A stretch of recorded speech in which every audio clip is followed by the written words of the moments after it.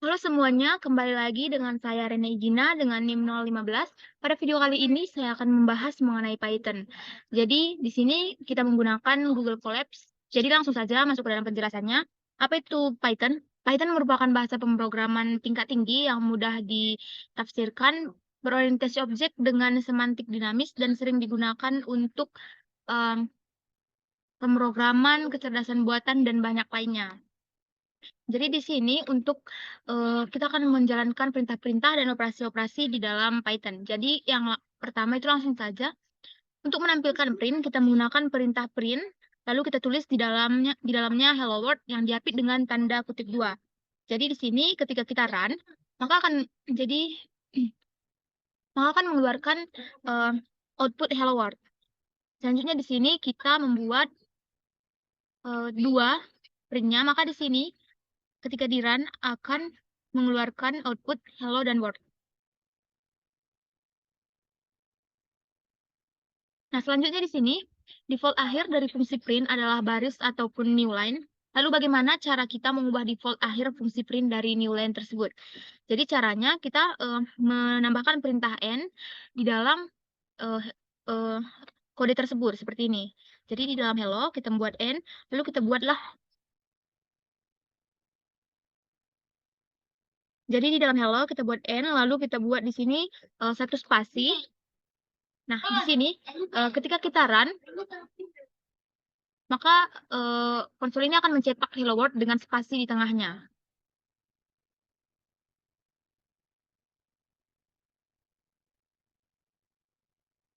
Selanjutnya, bagaimana cara kita menambahkan variabel di antara string dalam print. Jadi caranya itu kita deklarasikanlah terlebih dahulu nama variabel tersebut. Kita buat var dengan kita beri nilainya my.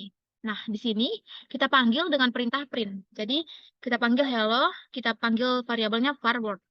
Nah, di sini untuk output, yang pertama ada hello my word. Begitu juga dengan, yang kedua. Dia akan menampilkan hello my world, karena di sini, merupakan tipe data string untuk yang var ini. Selanjutnya kita masuk ke dalam problem.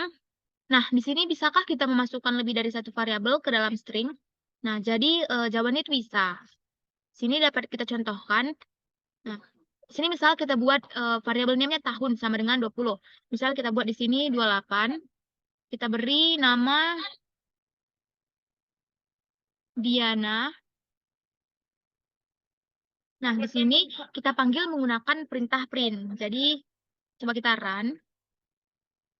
Nah, ketika kita run, maka, konsolnya akan, menampilkan, "Halo, selamat ulang tahun yang ke-8, ke-28 ya, Diana."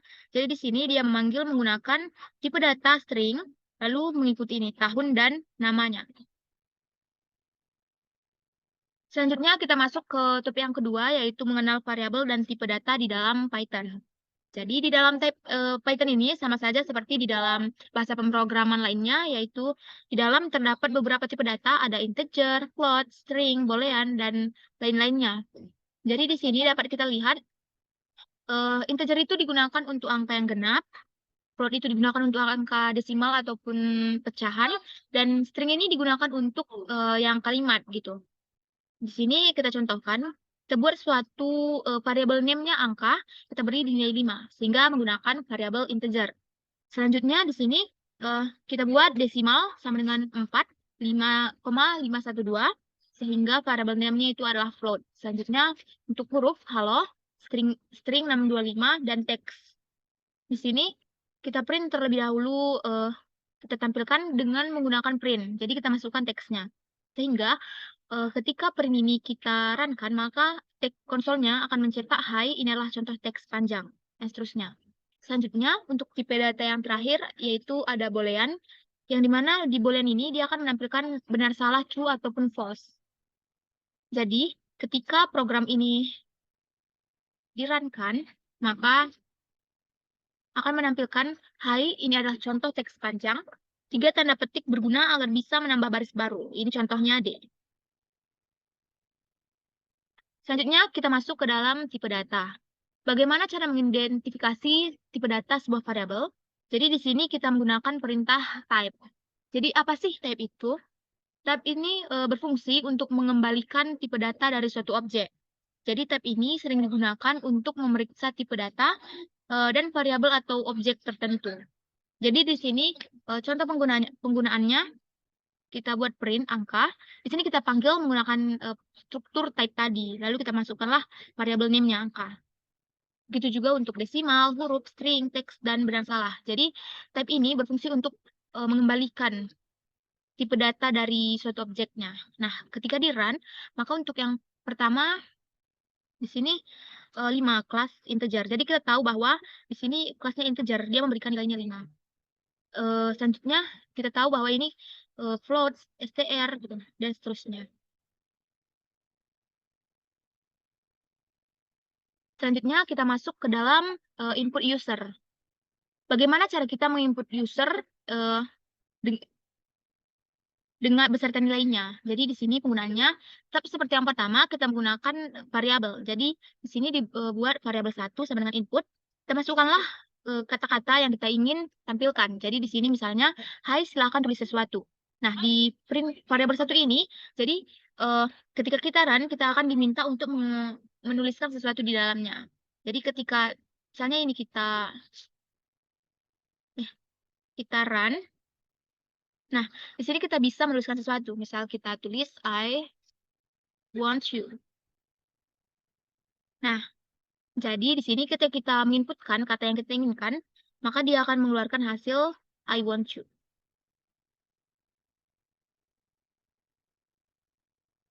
Sini selanjutnya kita masuk ke dalam tipe default input adalah string, yang dimana artinya nilai yang diinput dianggap sebagai string. Jadi tidak lagi tipe integer ataupun float, jadi dianggap sebagai string ataupun tidak dinamik semantik. Jadi contoh defaultnya ini kita buat variabel 1 sama dengan input, kita masukkanlah kata yang kita inginkan, masukkan angka 1. Misal kita sini ingin membuat usia, jadi masukkan usia Anda. Nah, untuk yang variabel kedua kita masukkan masukkan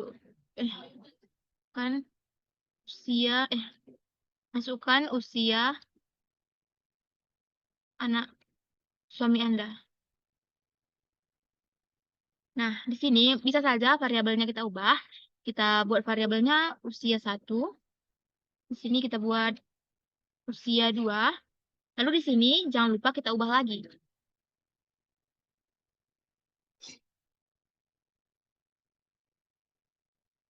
Usia 1 ditambah usia 2. Nah, ketika kita run, dia akan meminta kita untuk memasukkan usia kita. Jadi, kita masukkan 28, enter. Lalu, kita akan disuruh untuk memasukkan usia suami Anda, suami kita gitu. Jadi, kita masukkan 43. Nah, di sini dia akan menjumlahkan hasil yang telah kita masukkan tadi. Jadi, di sini dia dianggap sebagai string. Jadi, di sini 2843. Sini kurang tanda ini. Kita run lagi. Nah, kita masukkan 2834. Nah, di sini dia akan mengeluarkan hasil 2834, bukan hasil penjumlahan dari usia yang telah kita input. Ini dikarenakan dia dianggap sebagai string. Selanjutnya, bagaimana jika kita ingin inputan dibaca sesuai dengan tipe datanya? Jadi di sini contohnya, kita buatlah nilai dari variabelnya, kita buat namanya dulu variabel 1, lalu kita masukkan tipe datanya agar dia dibaca sebagai tipe datanya dan bukan dibaca sebagai string. Jadi kita buat sini in, lalu kita input, lalu kita masukkan angka 1.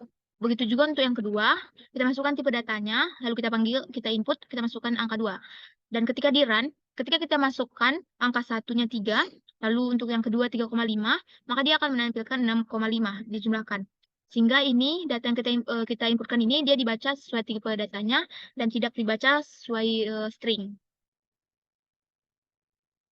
Yang ketiga itu topik yang ketiga yaitu aritmatika dalam Python.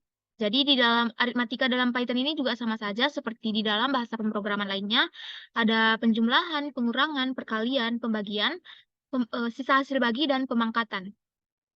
Jadi yang pertama, kita masuk ke dalam penambahan. Sebelumnya kita buatlah dulu, kita deklarasikan variabelnya. Kita misalkan di sini A sama dengan 3, B sama dengan 5, dan C sama dengan 7. Di sini ketika kita tambahkan, kita hanya perlu membuat perintah print, lalu kita masukkanlah di dalam kurung A ditambah B. Di dalam Python itu tidak perlu di belakang ditambahi tanda titik koma. Itu tidak akan error. Tadi Nah, di sini ketika di-run, nilai A 3 dan nilai B sama dengan 5. Jadi kita ditambah akan menghasilkan hasil 8. Begitu juga untuk yang pengurangan, A-nya sama dengan 3, 3 dikurang 5 sama dengan minus 2, lalu 3 dikali 5 sama dengan 15. Di sini ada C dibagi dengan A. Nah, di sini akan menghasilkan hasil 2,333 sekian. Di sini dia tidak akan membulatkannya, namun menghasilkan hasil yang betul-betul hasil aslinya. Selanjutnya di sini ada perpangkatan. Jadi di dalam Python ini untuk perpangkatan kita menggunakan tanda bintang 2, bukan tanda pangkat seperti di bahasa pemrograman lainnya. Jadi di sini ketika dipangkat A sama dengan 2, A dipangkat B, jadi hasilnya 243. Selanjutnya masuk ke dalam hasil bagi. Nah, di dalam hasil bagi ini, di dalam Python kita menggunakan tanda persen. Jadi hasil bagi, misalnya ini. Hasil bagi dari, kita masukkanlah tipe datanya. Hasil bagi dari tipe data ini dengan ini adalah, kita panggil lagi variabelnya yaitu C, A, C dibagi dengan A. Nah, hasilnya adalah, hasil bagi 7 dengan 3 adalah 2. Selanjutnya modulo. Modulo adalah sisa bagi, yang dimana di sini caranya sisa bagi dari persen D sama dengan persen D adalah ini. Jadi di sini kita panggil lagi dia. Tipe datanya, di dalam Python, sisa bagi itu digunakan dengan simbol persen. Sehingga ketika di-run, maka hasilnya adalah sisa bagi 7 dengan 3 adalah 1. Selanjutnya topik yang keempat adalah mengubah tipe data. Jadi, ketika kita ingin mengubah tipe data di dalam program kita, maka yang harus kita lakukan adalah seperti berikut. Jadi di sini kita ada print A tambah B, lalu kita buatlah tipe datanya yaitu AB. Jadi di sini integer diubah menjadi float. Untuk yang kedua, print misalnya kita ingin membuat variabel C dibagi dengan A. Sini kita masukkanlah round C bagi A 2. Jadi di sini pembulatan dua angka di belakang koma. Di sini angkanya akan dibulatkan sesuai dengan 2 di belakang koma. Jadi ketika di run, maka hasil yang pertama adalah 8,80. Untuk yang kedua, 2,333. Di sini hasilnya akan dibulatkan menjadi 2,33. Jadi di sini berbeda dengan yang pertama tadi. Untuk yang pembagian secara manual, maka dia akan membagikan sesuai hasilnya dan tidak melakukan pembulatan apapun. Nah, selanjutnya kita masuk ke dalam string append. Di sini dikatakan bahwa jika operasi aritmatika Python diperuntukkan untuk angka, bagaimana dengan string? Jadi jika ini diperuntukkan untuk integer gitu atau float, nah bagaimana dengan string? Jadi di sini kita dapat menggunakan pen. Jadi sini contohnya kita buatlah variabel name-nya hello dan y word. Kita printkan dengan x tambah y. Di sini akan mencetak hello world tanpa adanya spasi. Nah, selanjutnya kita masuk ke dalam beberapa fungsi string. Jadi di sini ada beberapa fungsi string, yaitu menghitung panjang string, mengecek anggota string. Jadi untuk yang pertama, menghitung panjang string. Di sini untuk menghitung panjang string, kita gunakan perintah len. Di sini kita buatlah variabelnya x, hello world, dan y kita buat karakter, tanda kutip. Dan kita buat come and join us, it's so much fun. Lalu di sini kita panggillah string tadi dengan perintah len. Begitu juga untuk yang y. Nah, ketika kita run, dia akan menghitung panjang karakter dari string yang kita buat. Untuk string yang pertama, dia mengeluarkan panjang karakternya 11, dan untuk E, karakternya ada 36.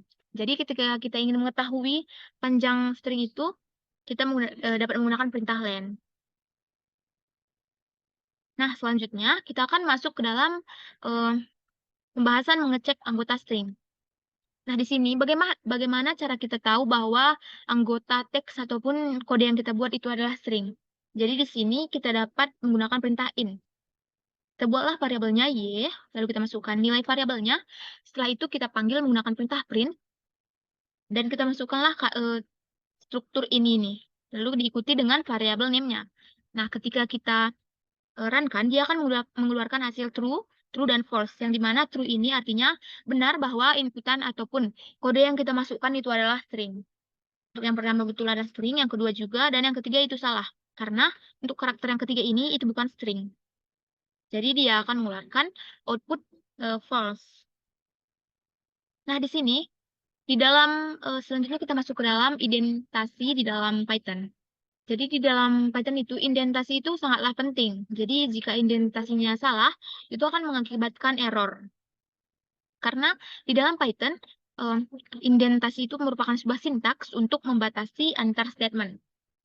Nah, di sini terdapat contoh yang salah dari Python, yang dimana indentasinya ini salah. Maka di sini dia akan mengeluarkan output yang error. Bagaimana jika indentasinya benar? Ini adalah contoh dari indentasi yang benar yang dimana print ini sejajar dengan ini. Sini benar, maka akan menghasilkan output 10. Nah, selanjutnya kita masuk ke dalam dasar pemrograman Python, Python condition. Jadi, apa sih itu condition? Jadi, condition adalah bentuk perintah dalam bahasa pemrograman yang merepresentasikan percabangan pilihan. Yang dimana di dalam Python ada kondisi if, elif, else, switch case, dan lainnya. Di dalam bahasa pemrograman lain, else if itu ditulis dengan else if, namun di Python ini dia dibuat dengan elif, bukan else if. Nah, jadi di Python ini switch case dan else if itu tidak dikenali. Jadi yang dikenali itu adalah elif. Di sini langsung saja bisa kita contohkan. Untuk yang pertama, kita mencoba kondisi if. Kita buatlah variabelnya A, di sini nilainya 50, B sama dengan 91. Lalu kita masukkanlah statement if. Jika kita masukkan di sini terdapat statementnya B lebih besar dari A. Jadi jika 91 lebih besar dari 50, maka dia akan mencetak B lebih besar dari A.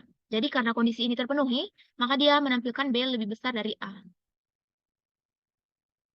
Selanjutnya untuk condition if elif else. Nah, di sini kita buatlah kondisi yang pertama if A lebih besar dari B. Namun jika kondisi ini tidak terpenuhi, maka dia akan mengeksekusi kondisi yang kedua. Begitu juga untuk yang ketiga. Jika semua tidak terpenuhi, maka akan mengeksekusi statement else ini. Nah, di sini dikarenakan statement else yang ini yang terpenuhi, maka dia akan menampilkan hasil A lebih kecil dari B.